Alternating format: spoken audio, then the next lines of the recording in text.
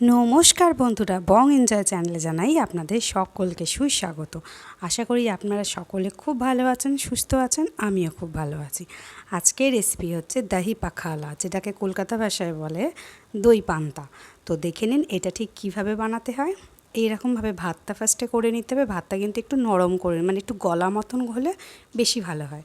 তারপর একটু টক দই ভালো করে ফেটিয়ে নিতে হবে। দইটা ভালো করে ফেটিয়ে নিয়ে তারপর ভাতের সাথে ভালো করে মিশিয়ে নিতে হবে। আর এখানে পরিমাণ মতন, মানে স্বাদ অনুসারে লবণ দিয়ে দেবো, আর অল্প একটু ধনেপাতার কুচো। এবার এটাকে খুব ভালো করে মিক্সড করে নিতে হবে। এটা কিন্তু গরমকালে খাওয়া খুবই উপকার। এটাতে কিন্তু শরীর পেট দুটোই ঠান্ডা থাকে।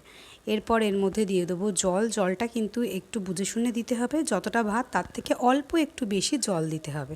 অতিরিক্ত কিন্তু জল দিলে ভালো লাগবে না। দেখেছেন জিনিসটা কতটা সুন্দর লাগছে। এবার এটা কিন্তু রেডি। এটা একটা সাইডে করে দেবো। সাইডে করে দিয়ে আমরা তড়কাটা রেডি করে নেব। এই দেখুন, ফার্স্টেই কড়াইতে অল্প সরষের তেল দিয়ে দিলাম। সরষের তেলটা গরম হলে এর মধ্যে দিয়ে দেবো সর্ষে। সর্ষেগুলো যেই ফাটতে শুরু করবে তারপর এর মধ্যে দিয়ে দেবো কারি পাতা। কারি পাতাটা দিয়েই কিন্তু সঙ্গে সঙ্গে গ্যাসটা অফ করে দিতে হবে। তারপর এর মধ্যে দিয়ে দেবো দুটো চেরা কাঁচা লঙ্কা আর অল্প একটু আদা, মানে আদাটা গ্রেট করা, বাটা না, গ্রেট করা, মানে একটু চেঁচে নিতে হবে।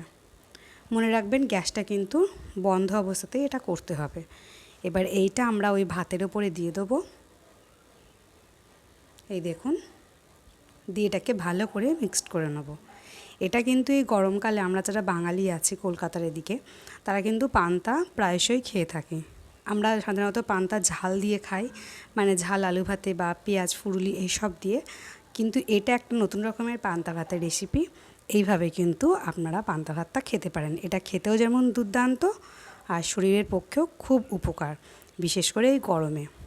তো আমার রেসিপিটা ভালো লাগলে অবশ্যই একটা লাইক করে দেবেন। ধন্যবাদ।